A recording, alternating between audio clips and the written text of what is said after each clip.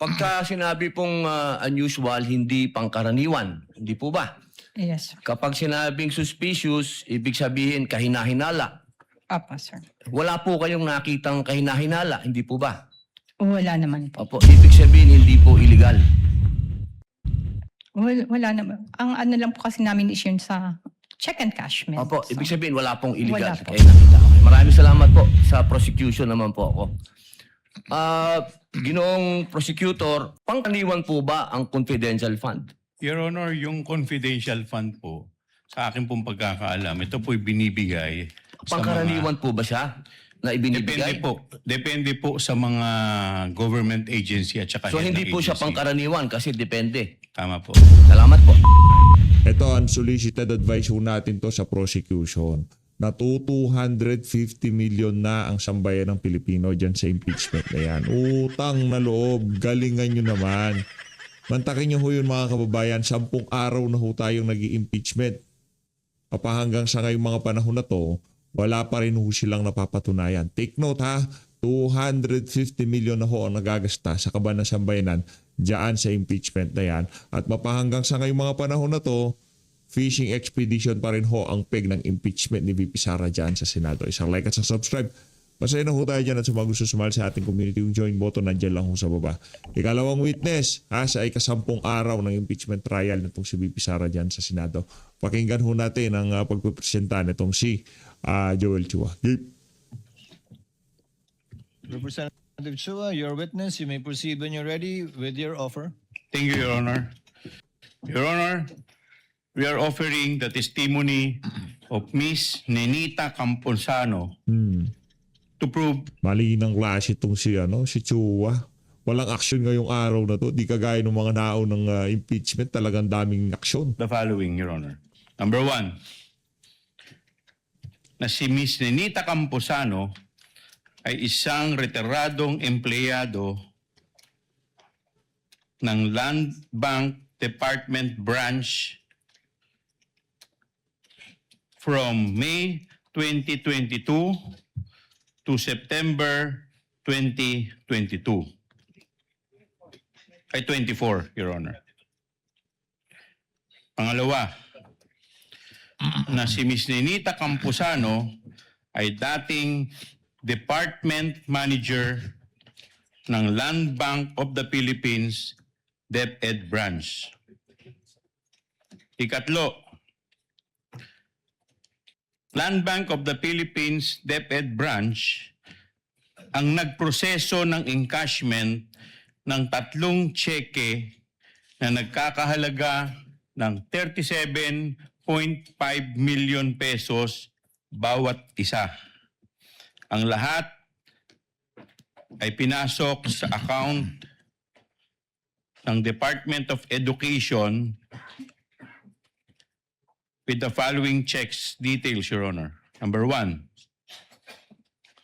Land Bank check number 0000000453 dated February 20, 2023 at payable sa isang Mr. Edward D. Fajarda for 37.5 million. Pangalawa, Land Bank check number 00000964 dated April 19, 2023 payable again sa isang Mr. Edward D. Fajarda for 37.5 million. Ikatlo, Land Bank check number 0000002250 dated July 11, 2023 payable sa isang Mr. Edward D. Fajarda for 37.5 million pesos. Ikaapat, na ang mga nasabing check, Your Honor, ay personal na in-encash ni Mr. Edward Fajarda bilang Special Disbursing Officer ng Department of Education noong February 22, 2023 April 26, 2023 at July 13, 2023.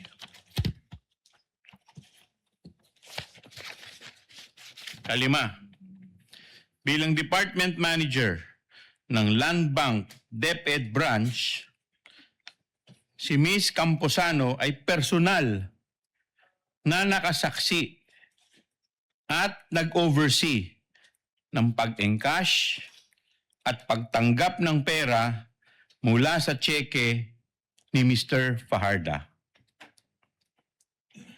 Kaanim, iba pang mga bagay-bagay na may kinalaman at mahalaga dito sa impeachment case na may kaugnayan sa Article 1 on confidential funds at may Malamya. relasyon sa mga nabanggit Malamya na dahilan. itong articles of impeachment na to, kaya pala paiba-iba sila ng plano. Malamyaho itong mga kababayan. Kaya pala inuna nila yung grave threat kasi yun ang pinakamadaling patunayan. Natapos na yung grave threat at lahat-lahat. Wala pa sila napapresentang hitman. Hindi pa rin mapatunayan. Maging yung hepe ng maging yung general, ano bang tawag kay Matibag? Maging itong si Matibag, di ba? Sumablay din siya sa kanyang testimonya. So ngayon, nandito na ho tayo sa confidential fund, pambihira. Ayun, yung trust at approval rating ni BP Sara, umaalago pa rin. For comment, Your Honor. Counsel for the respondent, Attorney Poa. Thank you and good afternoon, Your Honors. Your Honors, again, for the purpose of expediency, Your Honors, the defense is willing to stipulate on the checks as well as the details on the face of the check, which would be the dates. Ang gusto ko kasi ng mga taga-prosecution, i-drag itong na to hanggang till 2028 election. Yun ang gusto nila, pahabain na pahabain. Ang prosecution, ang defense naman, yun ang gusto ng prosecution. Ang defense naman, gusto mapabilis ang pagtapos itong impeachment na to kasi sa tingin ko nahihiya na rin itong mga taga-defense, no? Mantakin nyo ngayong araw na to, ika-10 day, 250 billion na ho nagagastos natin. Di ba nakakahiya yun? Ang bihira. Payee, the signatures therein, as well as the dorsal portion, and that the checks were verified. It went through the teller and that they were approved, Your Honors.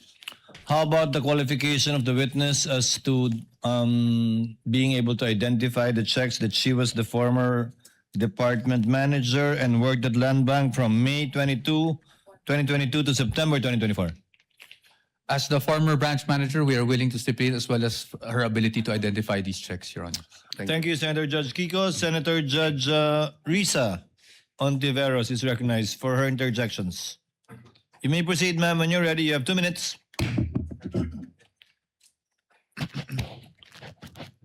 Salamat po, Mr. Presiding Officer.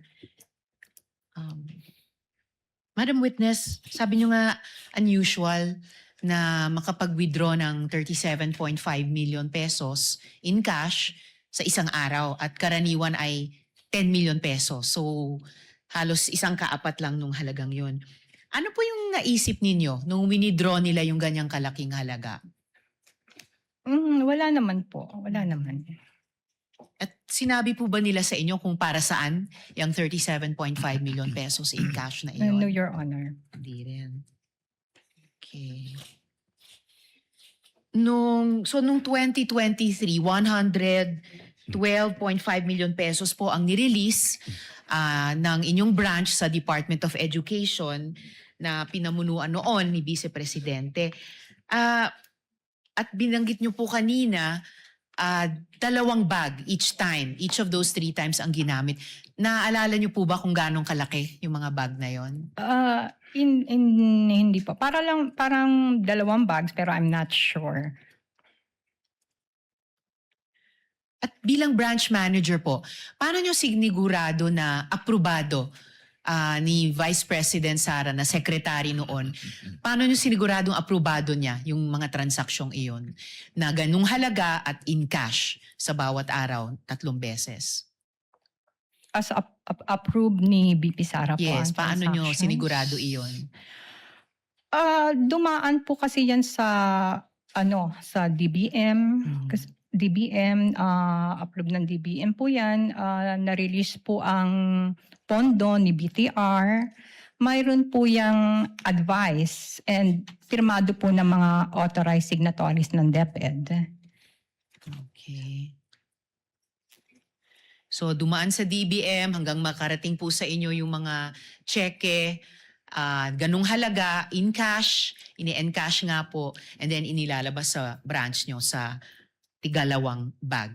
Pero nananatili yung impression nyo na unusual yung ganyang kahalaking halaga na 37.5 million pesos at in cash, hindi po in checks. Unusual yung 37.5 po. So nananatiling para sa inyo, unusual yung halagang 37.5 million pesos dahil halos times 4 nung usual na sinabi nyong 10 million pesos at most. Yes, ma'am. Alright. Salamat po, Madam Witness. Salamat po, Mr. Thank you, Presiding Honorable Officer. Ontiveros. Senator Judge Marcos is recognized for your interjection. Thereafter, Senator Judge Villanueva. Thereafter, the Senate President. And thereafter, Senator Judge Rafi Tulfo. You may proceed when you're ready, ma'am. You have 2 minutes. Yes, just clarifying po, Ms. Camposano. You mentioned doon sa House Blue Ribbon, tinitignan ko nga yung transcript at kanina nabanggit ninyo na unusual for government agencies including yung DepEd na mag-withdraw ng malalaking halagang katulad nito. Pero doon sa Blue Ribbon, sinabi po ninyo na not only private clients but government clients go to your branch. So pinaliwanag po ninyo, tama po? Tapos, nag-testify rin kayo nung tinanong kayo ni Congresswoman Garin, is this a regular occurrence? Ang sabi po ninyo, yes, ma'am. So, ibig sabihin, hindi siya unusual, regular occurrence. Alin po ba?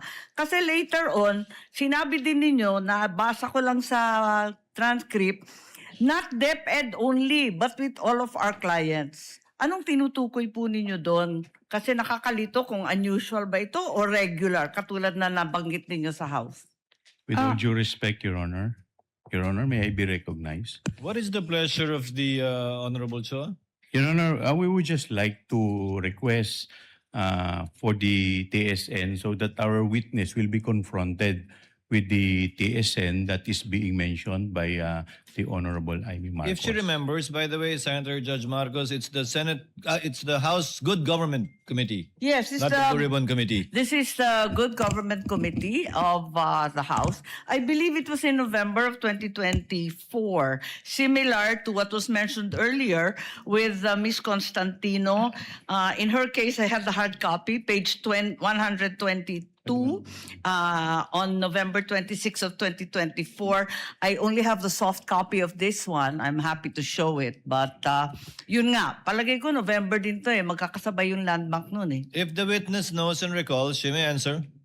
Naalala po ba ninyo yung pagtanong ni Congresswoman Garin tungkol dito na is this a regular occurrence? At yung biglaan ninyong sagot, yes ma'am.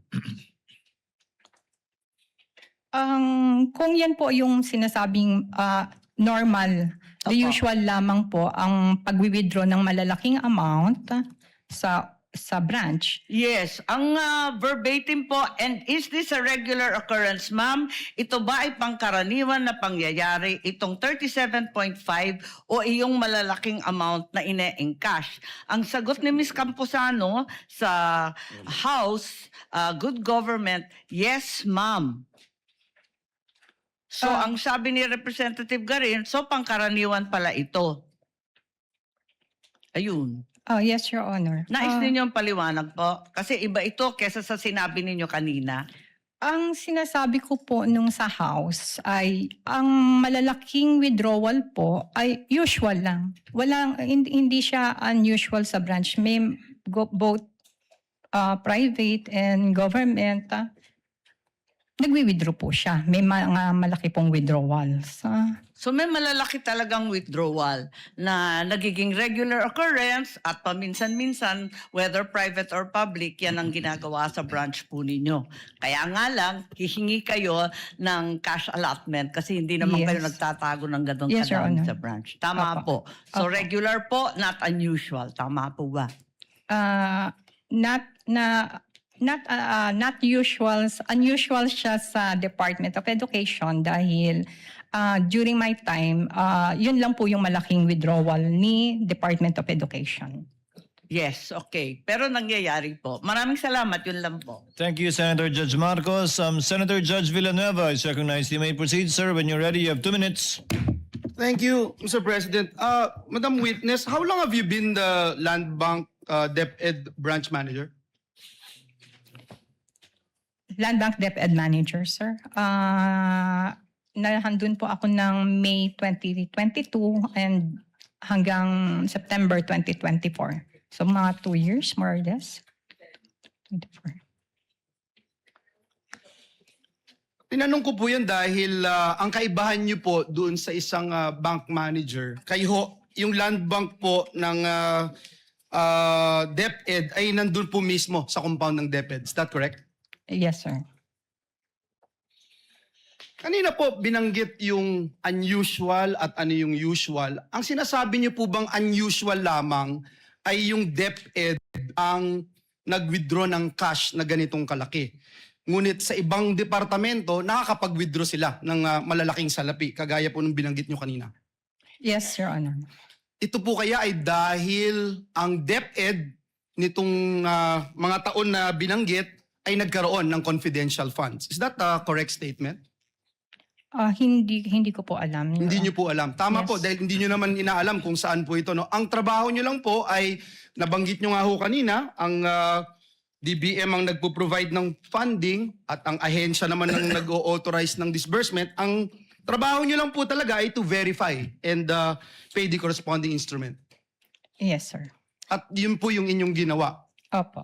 At tingin nyo po walang pagkakamali kayong ginawa, lahat po ay legitimate, lahat po ay proper. Yes, sir. Comparing po doon sa previous administration, bago po nagkaroon ng confidential funds, wala pong ganitong kalaki na wini-withdraw ang Department of Education. Is that correct? During my time, wala po. Kaya po nabanggit nyo na unusual. Yes, sir. Dito po sa payee naman no ng individual officer as payee, masasabi niyo po ba na usual practice for checks of this nature to be made payable to a designated special disbursing officer who would personally receive the cash? Nagbabago lamang po yung designated officer while the process remained generally the same. Binabayaran po namin kung sino yung payee po ng cheque. Which is a usual matter na nagpapalit. Hindi ko po kung nagpapalit-palit sila. Basta't ang ano po namin is kung sino yung payee ng cheque, yun po ang babayaran namin. Kaya nga po, at kung magpalit man ng pangalan, kung sino yung nakasulat. Yes. Last question, when there is a change in the Department of Education Administration or in its authorized officers, yung land bank po ba require updated authorization, specimen signatures, designated contacts and other verification bago nyo po i-process yung transaction? Pagka po nagpalit ang mga authorized signatories po ng isang department, ng isang agency, humihingi po kami ng mga specimen signatures and letter na sila po ang mga authorized nating signatories. At itong requirements nito na-comply bago nyo po ni-release yung salapi. Yes. Maraming salamat, Madam Witness. Senator Judge Lacson is recognized for his intervention. You may proceed, sir, when you're ready. Thank you, Mr. Presiding Officer. Further clarification lang. Binabasa ko po yung Anti-Money Laundering Act. Wala naman pong kaduda-duda nun eh. Either covered or suspicious. Pag covered, may threshold. Maski hindi suspicious, kailangan report kung above the threshold amount, which is 500. Wala po sa batas yung kaduda-duda eh. Either it's suspicious or covered Yes. transaction.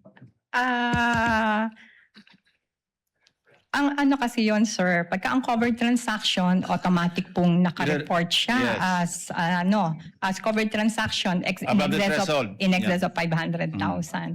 Sa suspicious transaction po, parang nagkaroon po tayo ng doubt, di ba? And then inimbestigahan po natin at yung pong sa investigasyon natin ay hindi siya pumasa.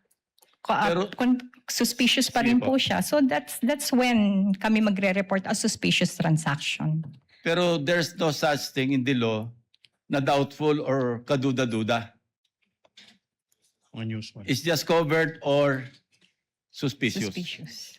So parang nagduda ka and inimbestigahan. Walang middle layer, ibig sabihin. Yes. Pag above the threshold, tapos covered institution, like casinos, real estate, automatic i-report nyo kasi covered Yes. institution. Yes. Ngayon, ordinary depositor, pumunta sa bangko, nag-deposit o nag-withdraw ng more than 500, that's above the threshold, it becomes a covered transaction. Yes, sir. So wala akong kaduda-duda. Yes, sir.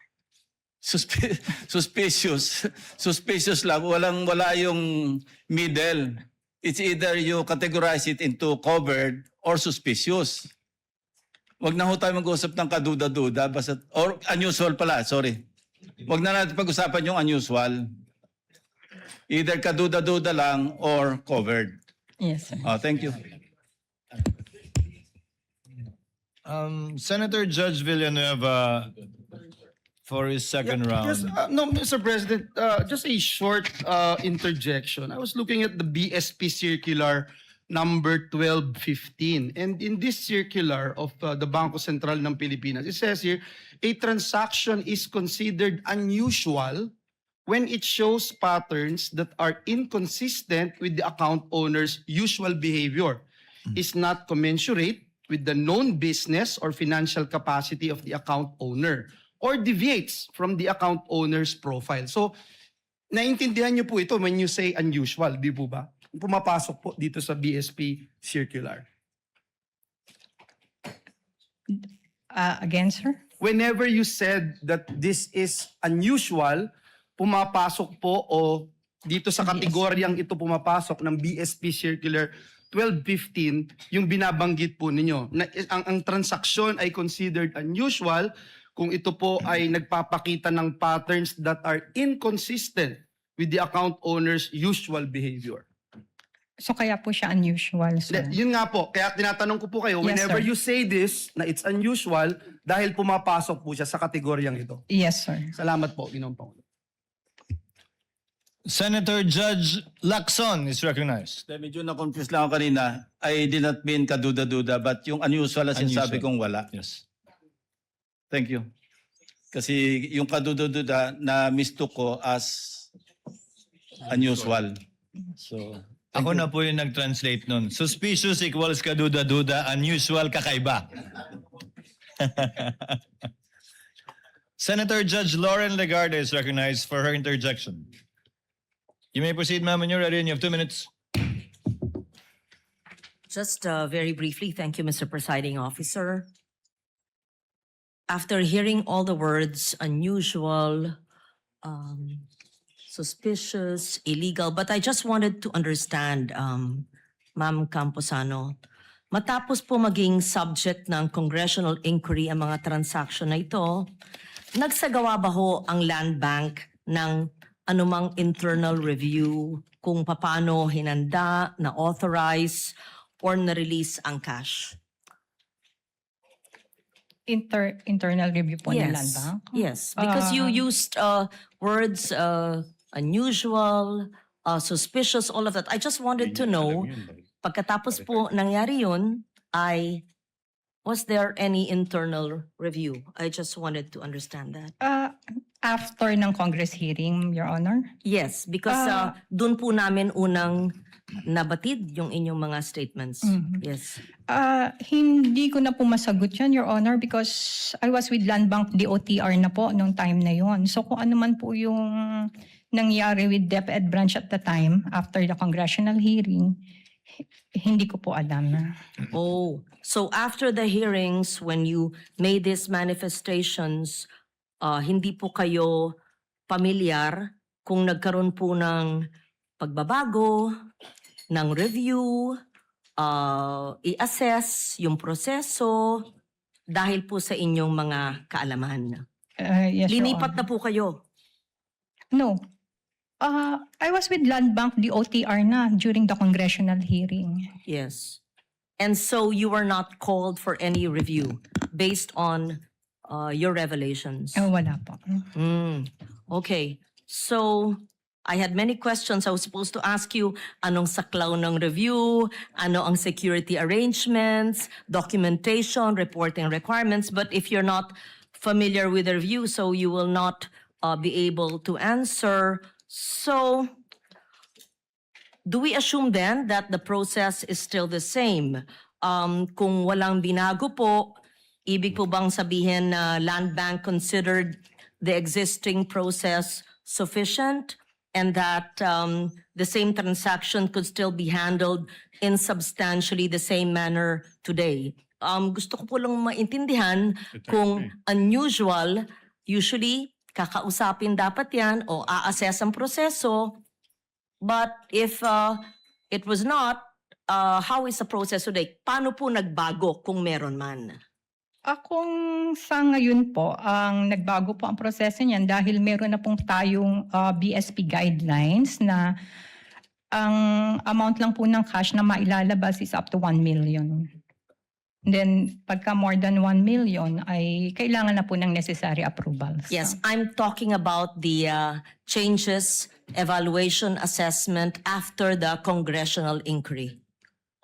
Did this, are you referring to a BSP guideline that was given after the congressional inquiry? I know, ma'am. Yes, that's what I'm referring to. From the time, ma'am, that you gave those statements, and if you found it unusual, and up to now, I wanted to know whether there was any internal, yes, I take note of that, internal assessments to review so that there could be changes for security arrangements. If none, and if not familiar with you, I leave it at that.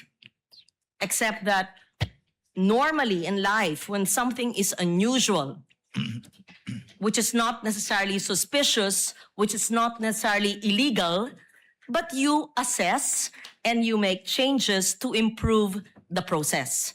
But you're saying you are not familiar with any such investigations or assessment or review.